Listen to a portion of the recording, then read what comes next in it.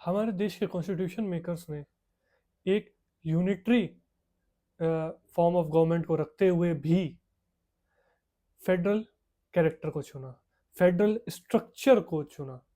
आइए जानते हैं क्यों। नमस्कार, स्वागत है आपका day 9 of learn every day. हम पॉलिटी रिवाइज कर रहे हैं फिलहाल यूपीएससी प्रीलिम्स के लिए। आज हम पढ़ेंगे फेडरल सिस्टम क्या होता है और क्यों हमारा कॉन्स्टिट्यूशन, जिसमें फेडरल शब्द का इस्तेमाल भी नहीं हुआ, यूनियन का इस्तेमाल हुआ है, फिर भी फेडरल स्ट्रक्चर यानी फेडरल कैरेक्टर की तरफ बढ़ता है, फेडरल कैरेक्टर को प्रमोट करता है। तो फेडरल सिस्टम इंडियन कॉन्स्टिट्यूशन में क्यों है? देखिए, फेडरल स्ट्रक्चर या फेडरल सिस्टम क्या होता है। सेंटर और स्टेट्स, स्टेट्स और सेंटर दोनों के पास अपने अपने क्षेत्र में, अपने अपने एरिया में सेपरेट पावर्स हैं। ना ये इनके में कोई दखल अंदाजी करेंगे, ना सेंटर स्टेट्स के में। अब ये दो तरीके से फेडरेशंस बनते हैं। ठीक है, एक तो इंडिया जैसा फेडरेशन, इंडिया ने क्योंकि वो गवर्नेंस इतना टफ था तो सेंटर से वो स्टेट्स में डिवाइड कर दिया for better administration, for better laws. ठीक है, बार बार स्टेट्स अलग भी होते हैं, वो अल्टर भी कर सकता है। आर्टिकल 2 और 3 आपको याद आ रहा होगा, मैंने अभी पिछली वीडियो में बताया था। अब यूएसए कैसे है, कई सारे स्टेट्स आए साथ में, उन्होंने कहा चलो एक हो जाते हैं और एक सेंटर रख लेते हैं। तो वहां पर स्टेट्स ज्यादा पावरफुल हैं। ये कुछ वैसी बात है जैसे एक पिताजी के 4 बच्चे हैं, उनका बड़ा बिजनेस है, तो चारों में बांट दे कि ये तुम्हारा काम, ये तुम्हारा काम, ये तुम्हारा काम, ये डिपार्टमेंट तुम संभालो, ये ऐसे। और ओवरऑल वो बस ओवरव्यू कर रहे हैं और अपना एक तरीके से ओवरवॉच टाइप का रोल निभा रहे हैं, और जो और मेजर डिसीजन है वो ले रहे हैं। तो इस रोल में क्योंकि ये उनके बालक हैं तो वो पावरफुल हैं। जैसे इंडिया, तो इंडिया यूनियन है लेकिन हाँ, पावर दे रखी है। ठीक, उसकी पावर घटा भी सकते हैं स्टेट की कि भाई जैसे आर्टिकल 2 और 3 याद करिए, बच्चे से पावर की नहीं, तुम अच्छा काम नहीं कर रहे हो, तो इमरजेंसी भी लगा सकते हैं। उसका इमरजेंसी यानी उसका पूरा काम अपने अंडर ले सकते हैं। वहीं कुछ अनाथ बच्चे हैं, उन्होंने मिलके एक पिताजी रख लिए। ठीक है, तो उस केस में बच्चे पावरफुल है, भैया तुम्हारा एग्जिस्टेंस क्यों है? मेरी वजह से। भाई हमारे पिताजी क्या, हम तुमसे बड़े हैं, हमारी वजह से तुम हो, यही तो उनकी पावर है। अब वो बेसिस ऑफ पावर ही यहाँ उल्टा है। तो सेंटर वीक, स्टेट स्ट्रॉन्ग। तो स्टेट की पावर्स पर सेंटर वहां पे दखल अंदाजी नहीं करेगा। ठीक है, स्टेट्स मिलके सेंटर की पावर को पे दखल अंदाजी कर सकेंगे। यहाँ पे ये चीज उल्टी है। हमने, हमारे यहाँ ऐसा नहीं है यूएसए की तरह कई सारे स्टेट्स आके एक हो गए, एक नेशन बना लिया। हमारे यहाँ हमने बेटर एडमिनिस्ट्रेशन के लिए उस चीज को किया है।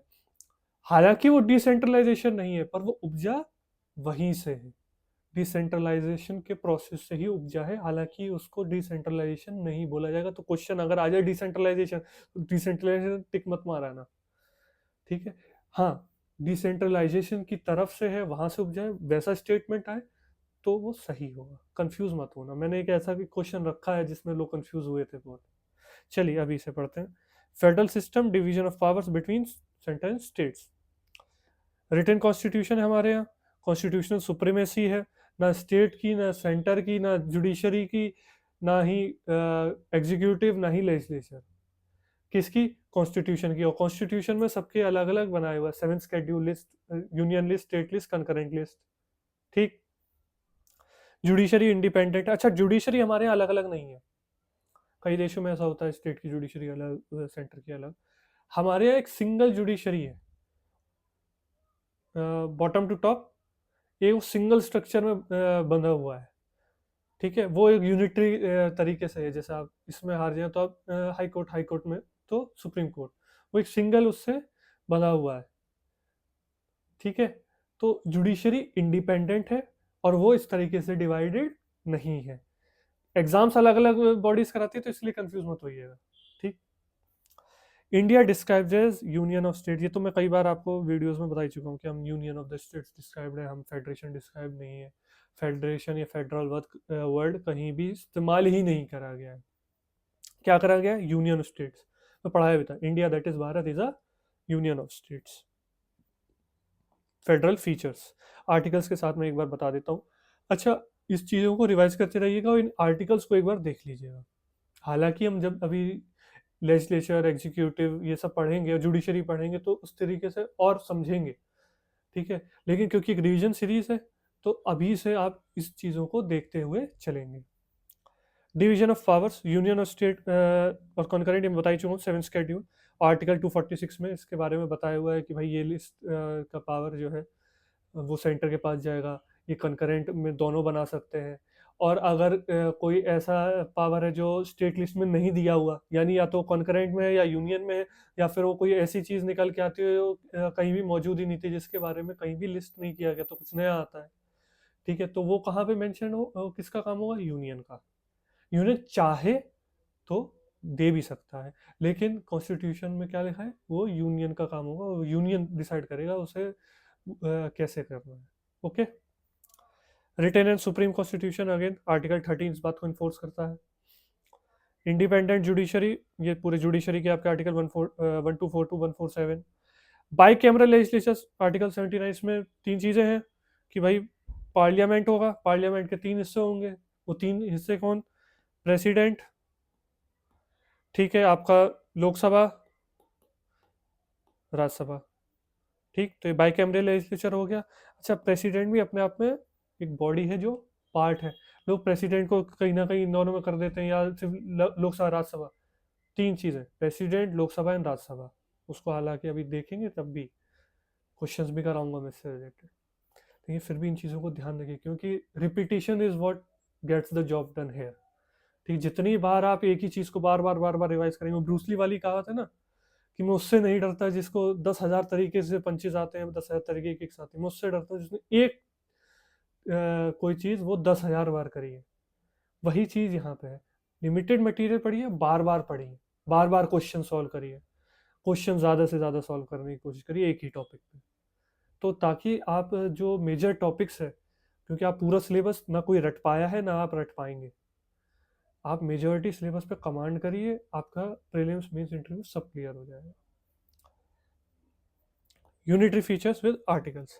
अब यूनिटरी जो हमारे फीचर्स है उसमें, ठीक है, एक तो हमारा सिंगल कॉन्स्टिट्यूशन है, अमेरिका की तरह अलग अलग कॉन्स्टिट्यूशन नहीं है, ना ही अलग अलग सिटीजनशिप है, ठीक है। रेसिड्यूरी पावर्स विद सेंटर, ठीक, जो भी बच रहे हैं पावर्स या जो नई चीज़ें आती हैं वो सेंटर के पास, अभी बता चुका हूँ मैं। इमरजेंसी प्रोविजंस, हाँ भैया ये तो मेन चीज़ है कि भैया तुम्हारी स्टेट की पावर ही उड़ा देंगे।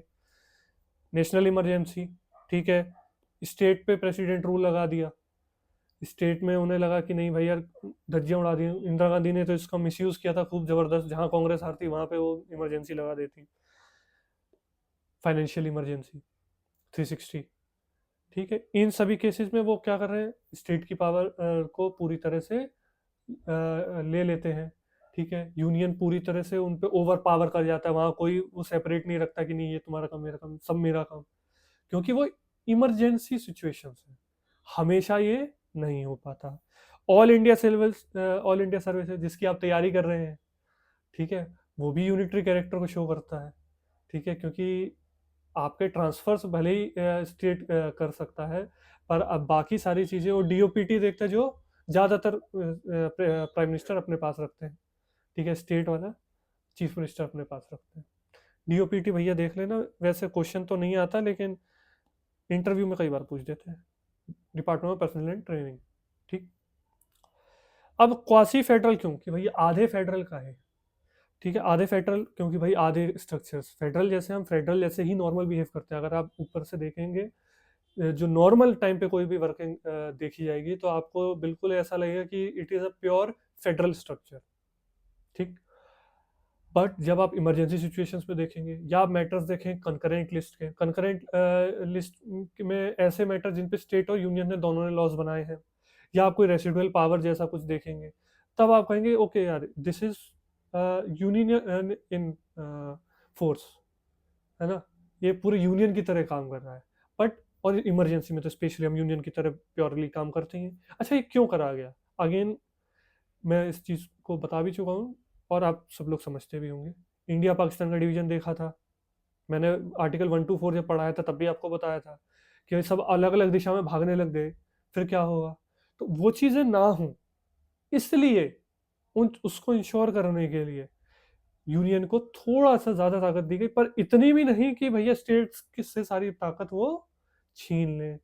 अलग अलग स्टेट को अपने अलग अलग ज्योग्राफिकल कल्चरल सिचुएशन की वजह से अलग अलग तरीके से गवर्नेंस करनी पड़ती है, हालांकि भ्रष्टाचार सब में कॉमन होता है। Centre dominates during emergencies. States not indestructible, article 3 और 4 उसके अल्टर कर सकते हैं, बाउंड्री नया स्टेट फॉर्म कर सकते हैं, ठीक है। उसमें स्टेट की वो आर्टिकल 368 की तरह लेने की मंजूरी लेने की ज़रूरत नहीं है, बट बाकी चीज़ों में लेने की ज़रूरत है जो फेडरल कैरेक्टर पे प्रभाव डालती हैं। ये इस बात को भी साबित करता है कि यहीं पे कर लीजिए 368 भी, जहाँ जहाँ पर लेनी पड़ती है ये इस फेडरल कैरेक्टर को मजबूत करता है। आर्टिकल 3 4 ये साबित करते हैं कि भाई यूनिटरी है, पर आर्टिकल 368 ये भी साबित करता है कि ये फेडरल है। Term quasi federal use by K C Wheare, ये केसीवेयर जी का नाम आप याद रख रहे हैं क्योंकि डायरेक्ट इनके नाम से भी आ जाता है, ठीक है। कि क्वासी फेडरल आखिर सबसे पहले किसने बोला था, ये टर्म किसने दिया कि भाई इंडियन कॉन्स्टिट्यूशन क्वासी फेडरल लग रहा है, तो केसीवेयर जी ने दिया है, ठीक है। अब एक क्वेश्चन ले लेते हैं। Which one of the following is correct in respect of Indian constitution, 2015 का सवाल है, ठीक है। It is federal in form and unitary in spirit, it is unitary in form and federal in spirit, it is federal in form and federal in spirit, it is unity in form and unity in spirit. ये दोनों तो सबको पता है कि भैया गलत है, तो ऑप्शन ए होगा या ऑप्शन बी होगा।